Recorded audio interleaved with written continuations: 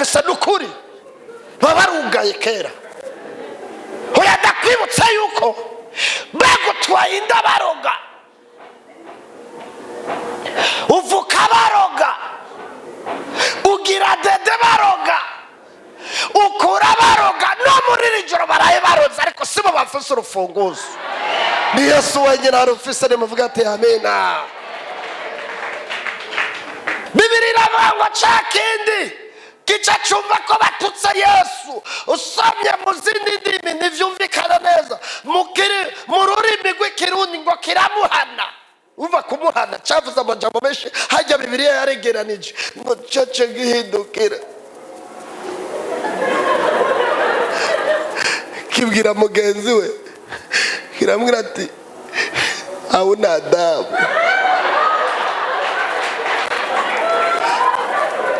Wewe ndadera ufise na gatoya, twebwe baduhaye kwica n'ukuvamara amazi y'abandi, ariko uyu Yesu we nta kibi yakoze. Nk'ubu umutukiye iki kwera? Umutukiye iki kwera? Ndadera ufise hauna adabu. Kirabati Yesu siwe ndiko ndabwira, kubera Yesu yari hagati. Siwe ndiko ndabwira kiriya kijinga cagututse. Aho cari hafi gucikana.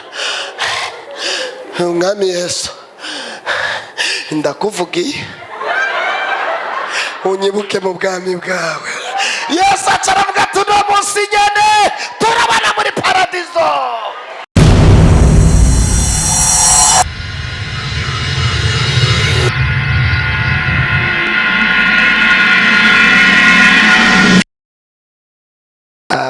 Abagiriwe ubuntu bakaza uno munsi, mushire ibiganza hejuru kugira umuntu abibwire. Mushire ibiganza hejuru. Murakoze. Ego nitwa Nigahera Bartazar, nkaba ndi umukristo, nkaba nubatse. Yesu abongera umugisha. Ndashima Imana yamaye aka kanya guhagarara imbere yanyu.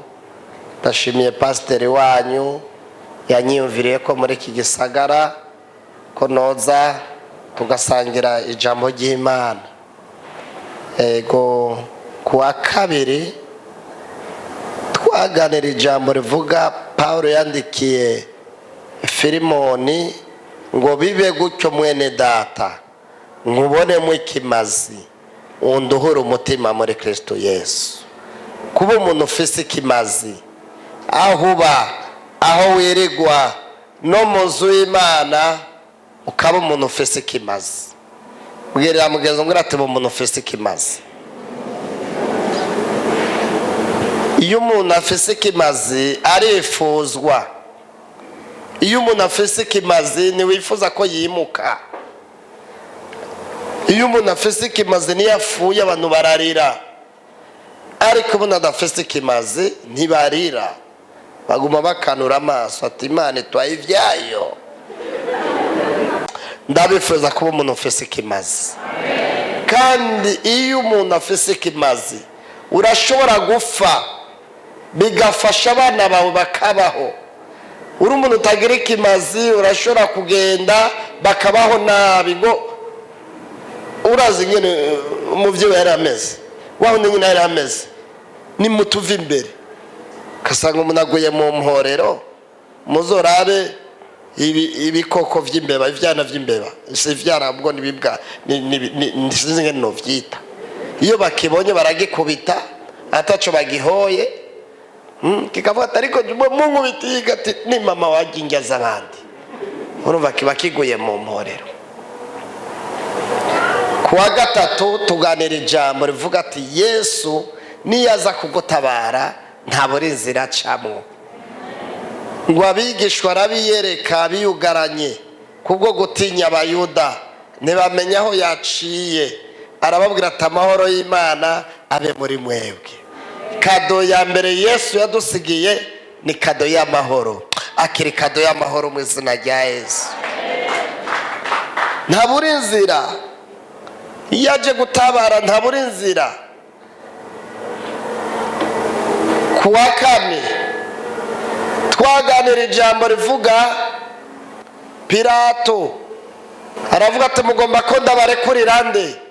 Abantu barayogora baravuga ati rekura baraba Yesu n'abambwe, ngo barayogora ngo amajwi yabo aramunesha. Ijwi ry'Imana rikuneshereje amajwi yose wamamva mu izina rya Yesu. Intambara tugwana ni intambara y'amajwi, si y'ingumi, si y'amasasi, n'amajwi. Amajwi ni mabi, amajwi asamura urusengero, amajwi atuma uwo mukundana mwankana, amajwi asambura urugo rugasambuka. Amajwi ni mabi, amajwi atuma umuntu yihebura kabatejewe mu muryango wacu nta n'umwe akora ubukwe, je sizokora ubukwe. Mu muryango wacu nta n'umwe akora akantu, mu muryango wacu barakenyuka, jewe ndazi ko nzopfa vuba. Hayo n'amajwi uzobaho mu izina rya Yesu. Amajwi arihebuza umuntu, amajwi ni mabi. Amajwi ni amajwi. Yena abaye mu kinama ndi umwana, umuntu umwe yaragwaye bamushira mu nderuzo, yari gasopari, bamushira mu nderuzo, co gihari bihuha, bacu baramutwara agomba gupfa, tumwirukanga. Hacaza abantu bakoresha amajwi ati ngaha baraje, baca barahagara bamutwaye mu bitaro, ngaha baraje, baca bararabana ati gasopari asigaje gatoyi afe, none twebwe dukomere reka tumushire hasi twiruke. Bose ati yego, baca bamushira hasi gasupari, baca bariruka. Kumbe gasupari nawe yavyumvise ati ngabaraje gasupari yacaguruka, bacanga yabataze gushika muhira. Mbwira mugenzi ngo ratayo n'amajwi, amajwi n'ubuja mu bitaro vuga ati uraba ingene batiruka.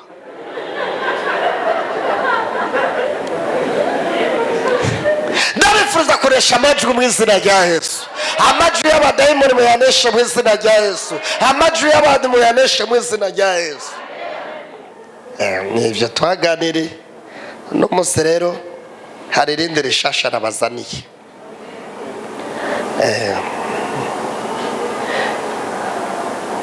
Mu vyubahiro vyawe mbwirira mugenzi wawe umubwire ati ni Yesu afise urufunguzo rw'ubuzima bwawe. Niwe afise urufunguzo rw'ubuzima bwawe. Amina. Ingira ryoshe kumamashi reremba Matayo Zaburi vyashuriwe imigani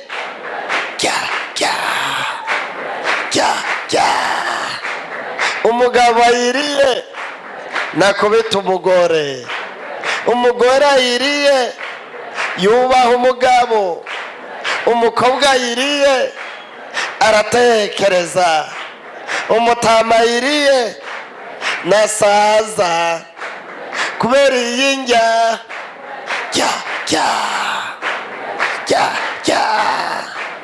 asama cane nanje ndozoza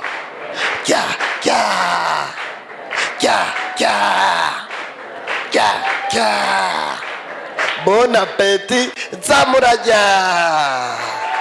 Amina. Murakoze cyane. Yohana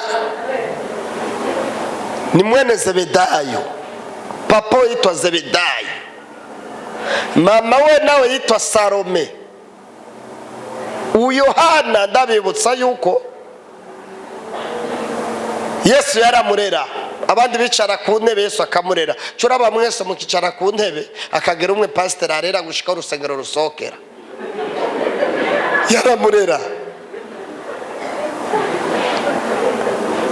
Yaramurera kandi ono yamubwiye jaja matuwe nuzofa, bisobanurwa ntibazo kwicisha ubuhiri, uzopfa wisaziye neza, urupfu rw'akaragorego Yesu yamubwiye. Yesu agiye mu ijuru hima abami batatu babi. Hima umwami umwe yitwa Nero, hima undi yitwa Herode. Herode yari mubi. Herode maze gutembera mu Burundi, mu Buyenzi za Kinama, Kamenge, nta muntu numva yitwa Herode cyangwa mama Herode. Nawe kukaranga muntu numva ati wowe witwa de Herode. Ntawe. Hagwanye intumwa muri iyo minsi bafata Yohana, kubera Yesu yari yamubwiye ati nkurikira zo kugira uroba abantu. Aca arabaroba, benshi arabaroba, arakavya arabaroba gushika bavuga ati aratumariye abantu. Baca baramufata baravuga ati tugomba yuko tasubira kuvuga Yesu, tushaka kuvuga iryo zina. Yohana bamubosha aravuga ati Yesu ni umwami w'abami. Umwami aravuga ati we urabivuga wewe, munyuma uraza guhindura arindira. Bavuga amakuru ngo bazanye isekuro niniya ngo bamushiramo bamuboshe. Baramubwira turahindura duhindura. Yohana ari mu isekuro ati simpindura. Harababwira ati ni mu musekure, ngo barasekura amakuru, ngo baramusekuye, barasekura sekura. Yohana ari mu isekuro, uko bamusekura Yohana ati amina. Ko basekura amina, barasekura gushika baruha. Babwira ati mwami erega wa muntu nasekureka. Abana b'Imana ntibasekureka, nimuvuga ati amina. Bavuga bamukurayo ngo bamushyira mu ngunguru y'amavuta, ariko yari yacungiye ku ijambo rivuga ati wowe ntuzofa. Bamushyiramo ngo baracana, barasubira baracana.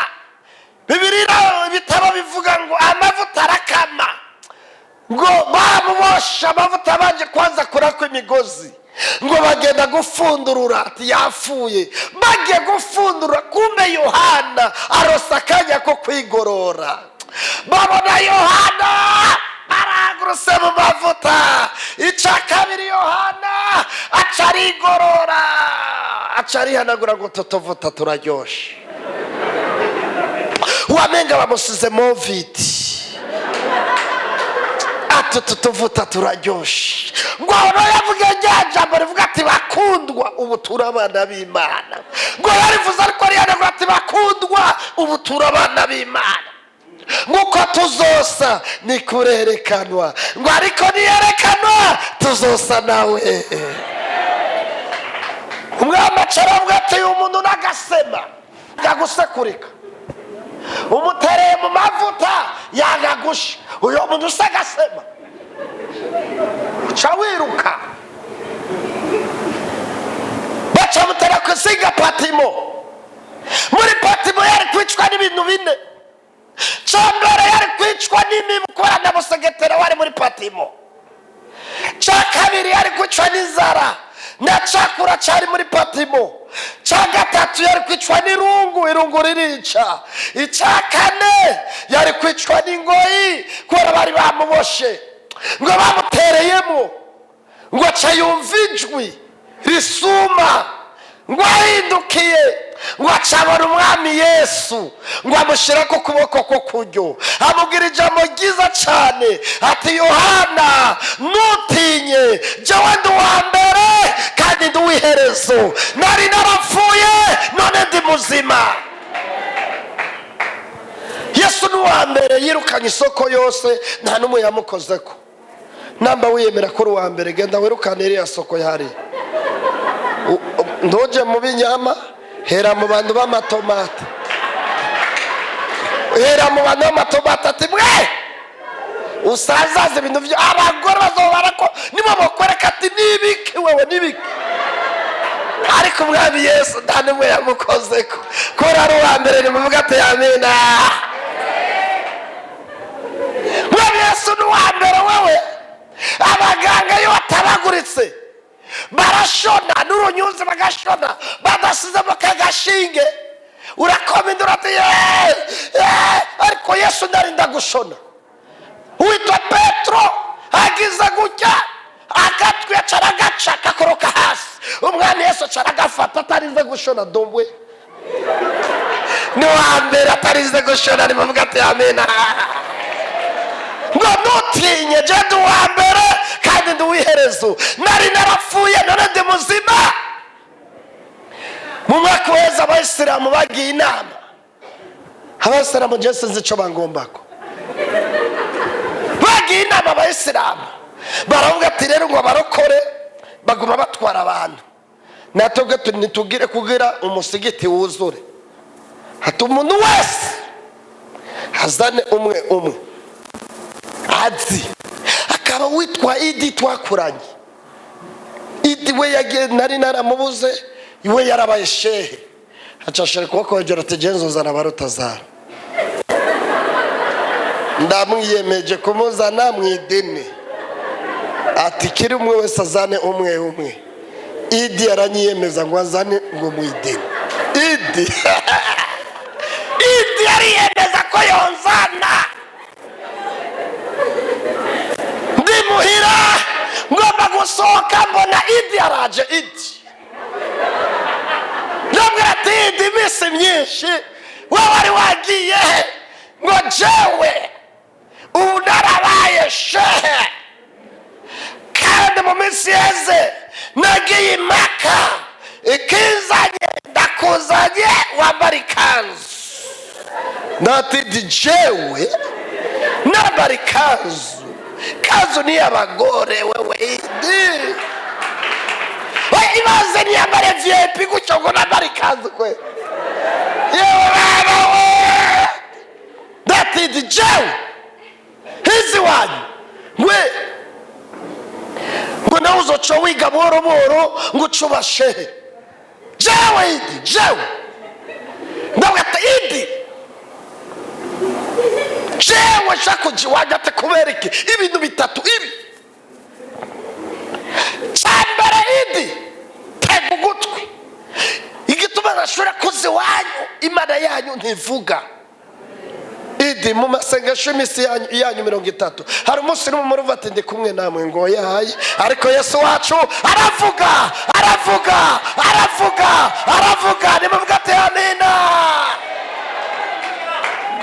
Ndabwira ati cyakabiri Idi Imana yanyu ntiyumva Ikirundi, ntiyumva Igiswahili, ntiyumva Icongereza n'Icarabu gusa, ariko Yesu wacu yumva Ikirundi, yumva Igiswahili, yumva na zewe, yumva indimi zose. Ndabati Idi cya gatatu ati waragiye Maka, ati hameze gute? Ngo ni heza, ngo araturajya turazunguruka mu mva ya Muhamedi. Nati warazungurutse ati ngo twamaze imisi tuzunguruka. Ndamwira ati Idi imva ya Muhamedi imeze gute? Ngo imeze neza. Imeze gute? Ngo ari zahabu, ngo ariyo n'amashugwe menshi. Ndamwira ati Idi marira neza, imva ya Muhamedi irugaye cyangwa irafunduruye? Ngo yaye ngo irugaye. Ndamwira ati Idi ja Yerusalemu, imva y'umwami wacu Yesu Kristo irarangaye irarangaye irarangaye irarangaye, izindi zose ziracugaye, ariko y'umwami wacu haleluya haleluya haleluya.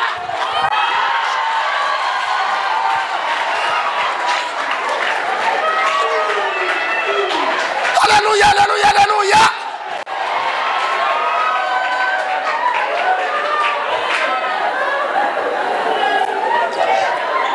Amena. Zindi zose ziracugaye, ariko y'umwami wacu Yesu Kristo irarangaye. Nimuvuga ati amina. Nutinye jewe ndi wa mbere kandi ndi wiherezo, nari narapfuye none ndi muzima.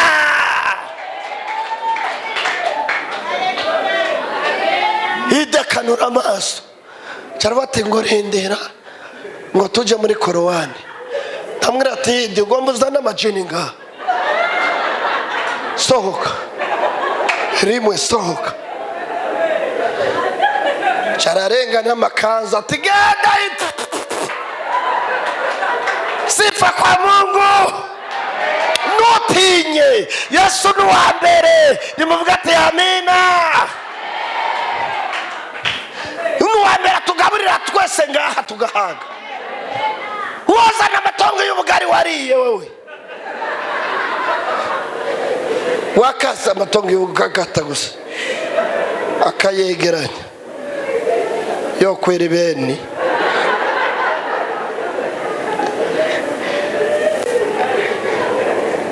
Amena.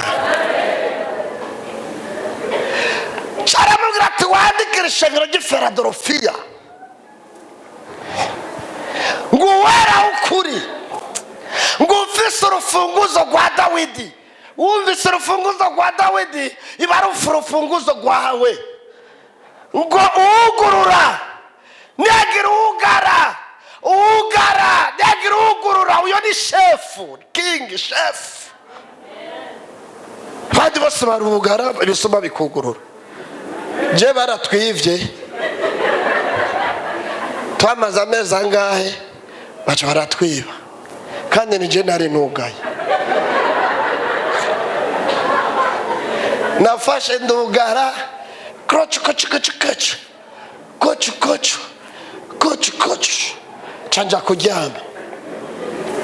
Ngiye kuryama saa 8 y'ijoro, madame niwe yabumvise bamaze kugera muri saro.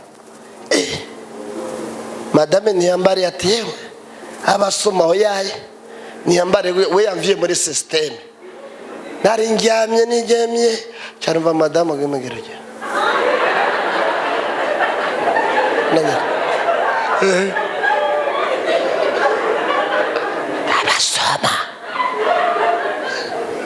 Abasoma. Cyadavyoka tabasoma. Ndave kuri koridoro sanga umuco. Ndavye ku gatoboro sanga bariko barayora ivyombo bashiramo. Ndaraba. Kandi nije nari nugaye.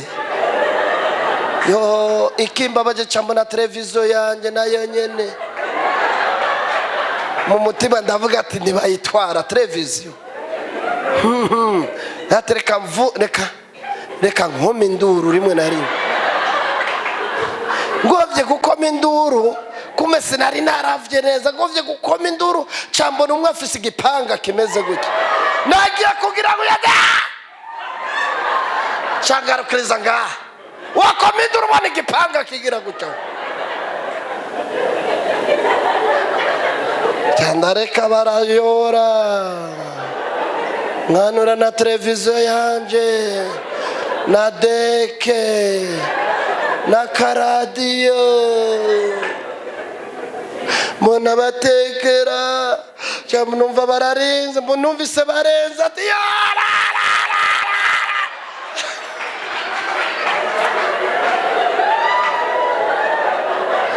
barenze nirakomye induru.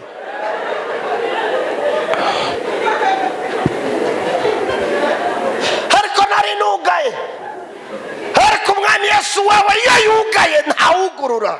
Yugurura vy'iwawe mu izina rya Yesu. Muri amasengesho ari urufunguruzo rwawe, ivyo bijya kuguruka mu izina rya Yesu. Soma Bibiliya neza. Wera mwitangura gushika mu vyashore Yohana. Iba Aburahamu, iba abandi, nta numwe yigeze yivuga ko ari wafise urufunguzo. Oya, nta numwe. Uzigituma ni Yesu wenyine arufise. Uzigituma turashimiye Imana yuko atabantu bafise urufunguzo rw'ubuzima bwacu. Iyo barufise kera babarugaye. Iyo barufise urufunguzo rw'ubuzima bwawe, hako kabiri n'ubugafise aho ugeze mbere no kumanuka n'uba waramanutse mu gisagara. Mbwira mugeze ngo ati yabarufise n'uba waramanutse. Mubwira ati n'uba waramanutse. Babarugaye umuri ruguru. Urabahariya abajama bariko bagira gute. Turashimiye yuko atari bo bafise urufunguzo, ni Yesu wenyene. Nitwari kubakira ubukiri ruguru raba abajama muri za wese abajama ati ye baba we.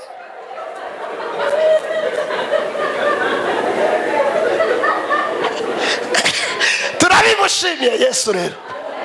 Iyo aba barufise n'ukuri baba barugaye kera. Hoya ndakwibutsa yuko bagutwaye inda baroga, uvuka baroga, ugira dede baroga, ukura baroga, no muri iri joro baraye baroza, ariko sibo bafise urufunguzo. Ni Yesu wenyine arufise. Nimuvuga ati amina.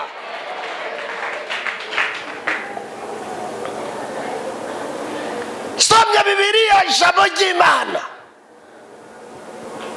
Niwe afise urufunguzo rw'ijuru. Yesu abamanura n'ibisuma bibiri. Ibi turashima Imana n'ijuru. Nta n'umwe afise urufunguzo rw'ijuru, ni Yesu wenyine gusa. Iyo aba barufise baguma barobanura ku butoni. Iwacu ndi mu protokole, iwacu ndi protokole. Hari intebe ziba ari vide, dutegurira abacere baba VIP. Saa yine baba batonze n'igipira. Protokole akaca asinyara ati agize gutya rero ni VIP.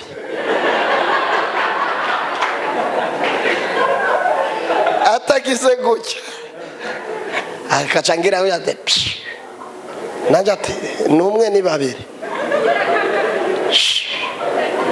Kaca muzana kaca mumpasira. Kandi urumva abaje kare bicaye inyuma, ariko kubera ari VIP rero gipira kwari je mfise urufunguzo rw'intebe z'imbere.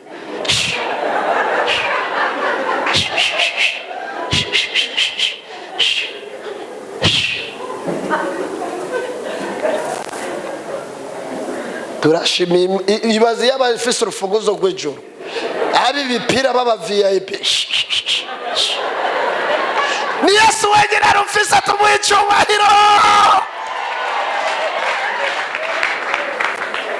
Turabimushimiye, urufunguzo niwe arufise. Aheruka kubamanura n'ibisuma bibiri. Ibi bibiri, kimwe mu kuryo ikindi mu kumoso. Kimwe nagisomye kirambabaza. Ibaze kigomba gufa kigatukana. Cyambabaje. Uno munsi niriwe muhira. Urumva kubera iyo nziko za kwigisha ku mugoroba byose murantembera, nigumira muhira nasohoka gusa mvuyeyo. Simbashaka ibintu bisamaza, ariko cyambabaje. Nagisomye kiramba, ibaze kintu kigomba gufa kigatukana. Iyo umuntu agovye gufa aratunganya, ariko cyo kigatukana. Bibiliya iravuga ati ngo Yesu ari ku musaraba, kimwe mu kuryo kindi mu kumaso. Shakira what? Yesu acha gitego gotwe ibwaza ko kigomba kivuga amajambo meza, kumbe kigomba kimotoke. Yesu ambura umwana w'Imana ikure ku musaraba, natwe dukoreyo igera n'ingoga rero. Rimwe kabiri gatatu dukoreyo. Yesu arumigwa kubona kimututse ari afise urufunguzo rw'ijuru. Bibiliya iravuga ngo cakindi kica cumva ko batutse Yesu. Usomye mu zindi ndimi ntivyumvikana neza, mu rurimi rw'ikirundi ngo kiramuhana. Uva kumuhana cavuze amajambo menshi, hajya Bibiliya yaregeranije ngo cece gihindukira. Kibwira mugenzi we, kiramwira ati hauna adabu.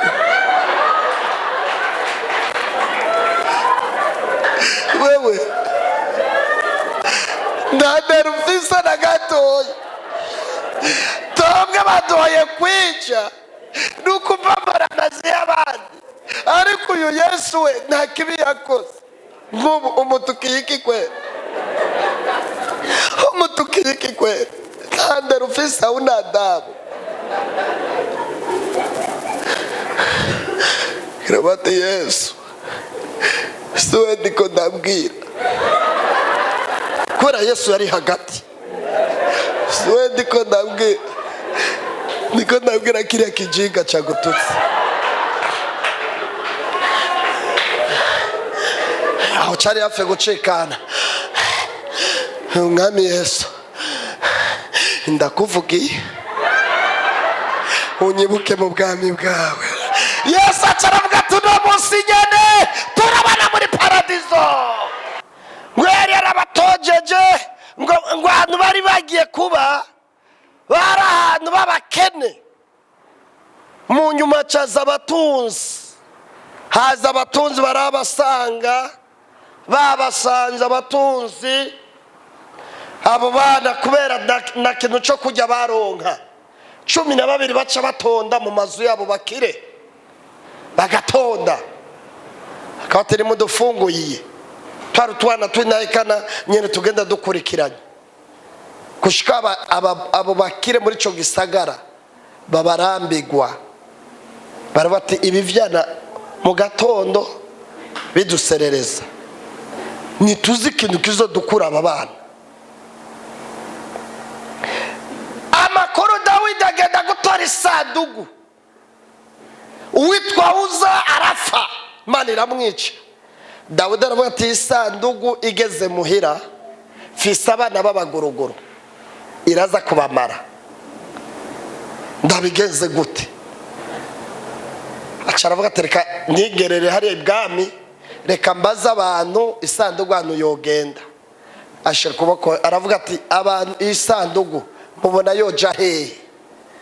Abajenero b'abakire baca bibuka abidodomo n'ivyana vyiwe ingene bibaserereje.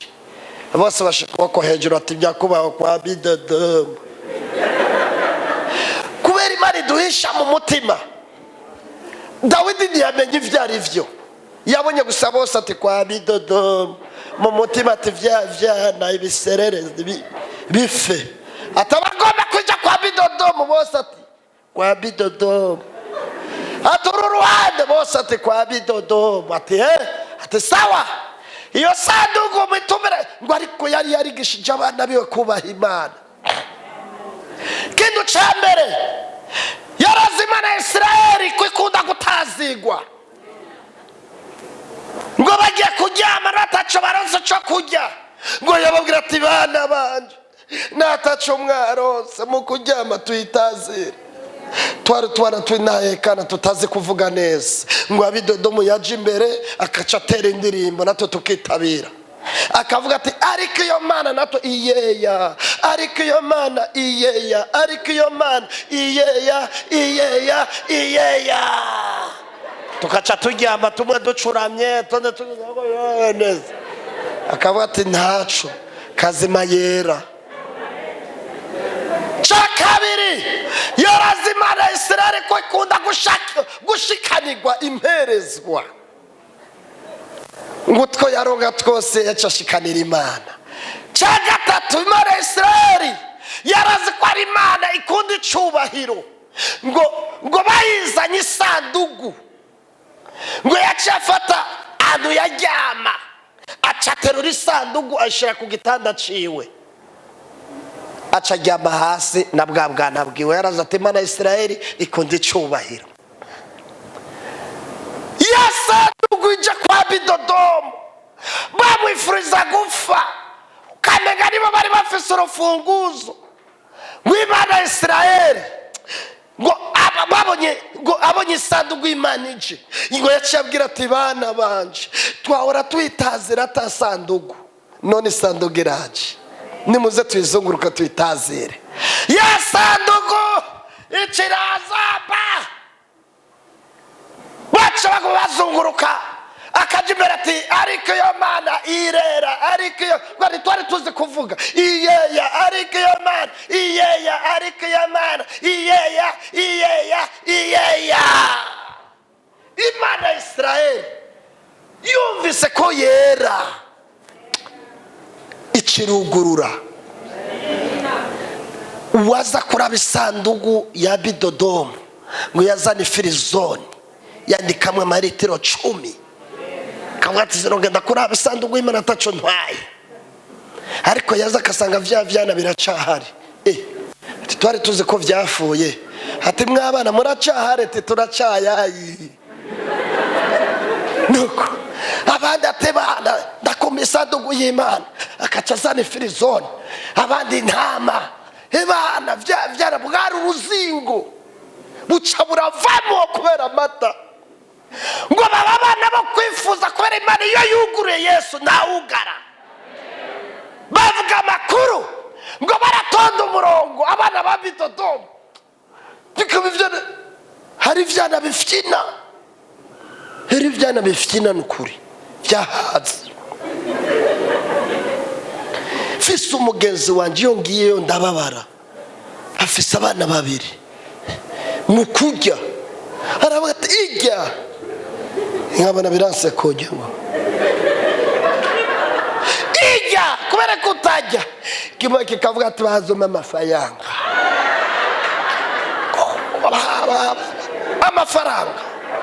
nta mwana wa ruguru mu kurya bama amafaranga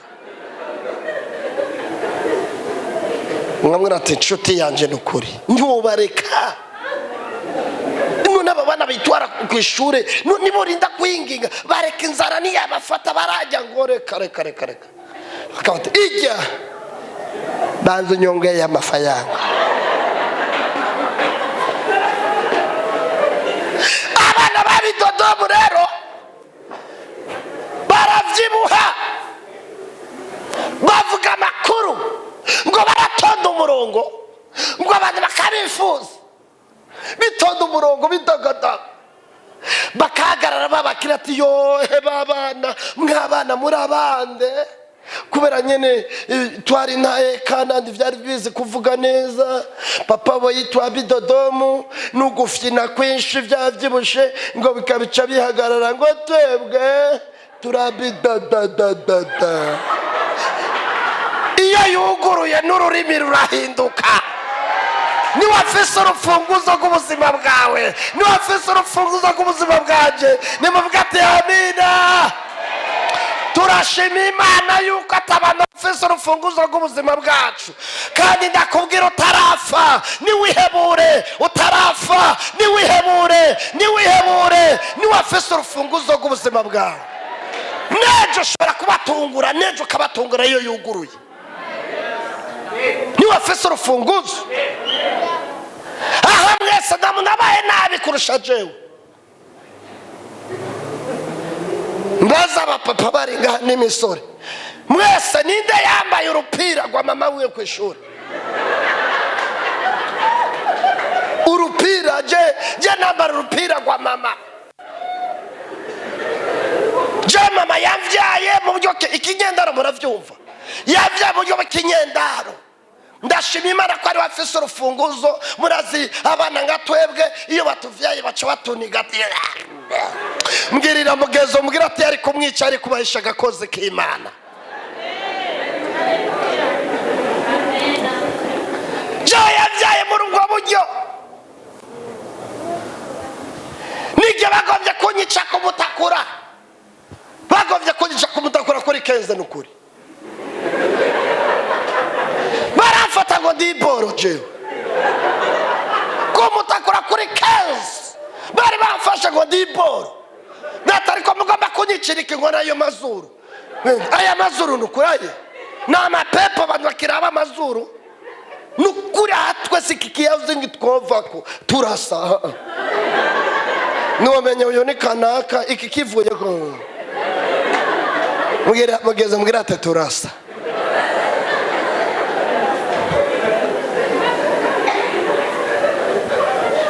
kumutakura kuri keza barafata boro bamufata nga boro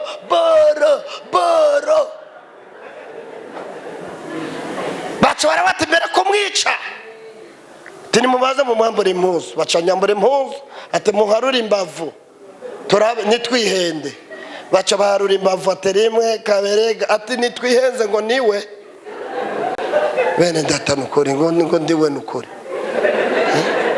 je mama yamvye ndikinyendaro nk'ubu sinzi ko ndumukongomani sinzi ko ndumutwa sinzi ko ndumugande mbwirira mbugezo mbwira ati bagovye kumuhohotera none ko yanyivyari ndikinyendaro none umenye uwo ndiwe je namba ku munsi yabonana n'udutipe tubiri naho mama ndamuhamagare mama haje umuhungu baje gusukinjira uri umugabo ngavuga ati mama yacanyisha mutima dusturbi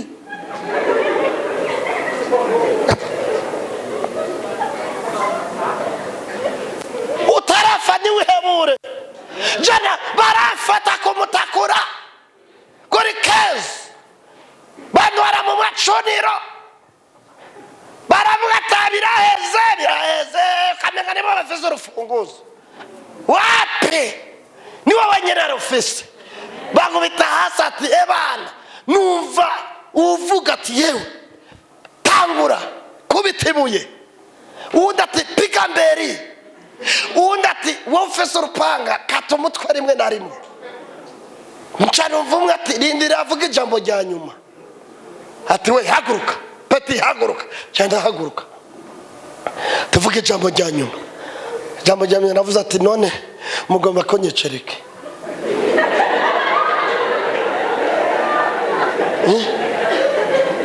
ngo nayo mazuru natamazuru natubera ndabagire ntimunice ndabagire ntimunice gwere ndabagire jasendo moto jasendo mututsi jasendo mutwa bavugira rimwe ati none uri giki sizingene nakanuye gusa camvuganira ati ndekinyendaro chandiruka nomu ndaciruka we yorororororo nomu ndaciruka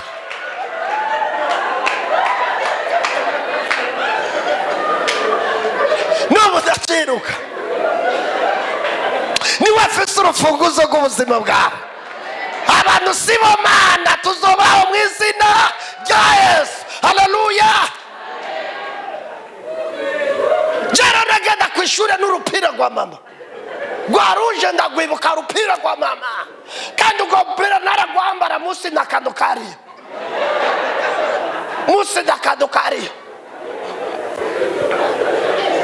musi hariya musi nambara urupira hariya musi muri Afrika y'Epfo dakadukariyo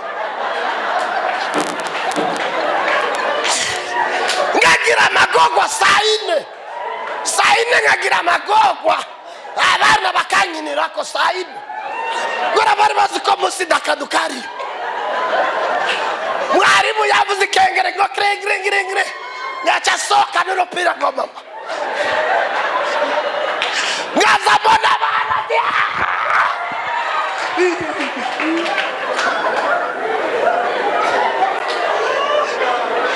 ayo nabona sai kugira barabe no kugira barabe muri Afrika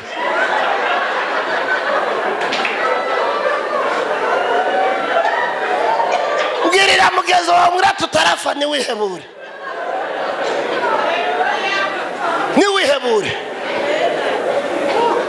ndavyibuka umunsi umwe mwarimu nasa gusoka saa ine mwarimu ati soka ati jesi soka ati kubera iki ati jewe mwarimu hari umukino dukina bankinirako mwarimu acayibaza ko ari indi mikono ansora ku nguvu ati sohoka jewe si sohoka mwarimu hari umukino bankinirako mwarimu arabati sohoka ko muriko murahaguruka mugenda natebeje haleluya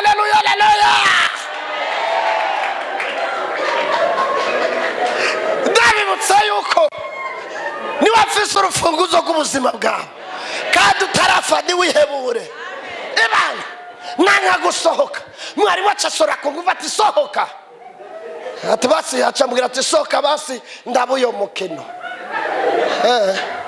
ntiyamenye uyo mukino uwo ari wo acarasora ku nguvu asoye ku nguvu ca ndakoroka utwana two mukinama n'utuguruguru kumbe kamwe kipanze hariya akandi kipanze hariya turindire ko soka n'urupira rwa mama mwarimu nawe yarungurutse gutya yewe baba ca ndasoka n'urupira rwa mama sosa n'urupira mwarimu aza kubona mwarimu ababonye umwaku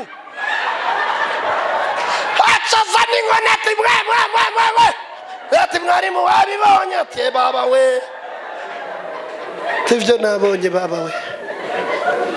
Bwakeye mwarimu ni kubara yapfuye, yo mwarimu nari kumugurira agafanta, yacanzanira kabutura, aca mbere yo kwinjira ati yambara. Ivyo nabonye ni hatari. Canambara kabutura, yambaye ibutura wamenga mbaye costume, iyo yuguruye nauga. Canambara kabutura, aca bategenda wicare. Candicara mu bandi n'urupira rwa mama. Momote mateba no mose. Saine. Uno munsi naco murabasha. Mfise umunezero w'ibutura gusa. Ati saine baraza kubonasha. Saine krengre candasoka n'urupira rwa mama. Sose babana bibaza ko ariko vyamye. Kumbe ibutura ryaje. Abana babana basange ibutura ba. Candababwira ati mwambonye. Niwe afise urufunguruzo nimuvuga ati amina. Kandi utarafa niwihebure.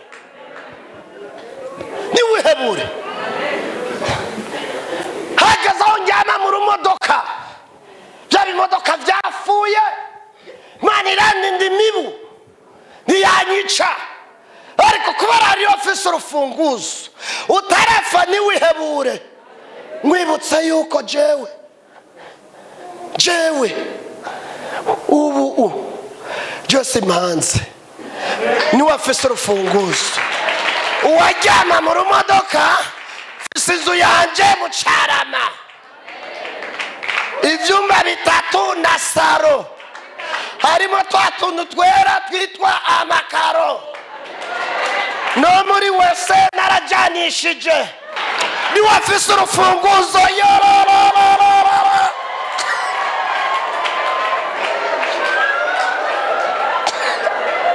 Utarafa niwihebure. Mbwirira mugezi utarafa niwihebure. Niwe afise urufunguzo rw'ubuzima bwawe.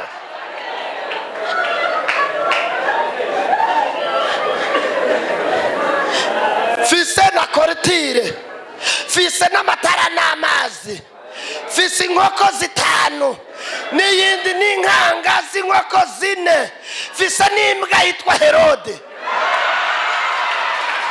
Haleluya, haleluya, haleluya, haleluya, haleluya, haleluya. Niwe afise urufunguzo rw'ubuzima bwawe. Utarafa niwihebure. Yo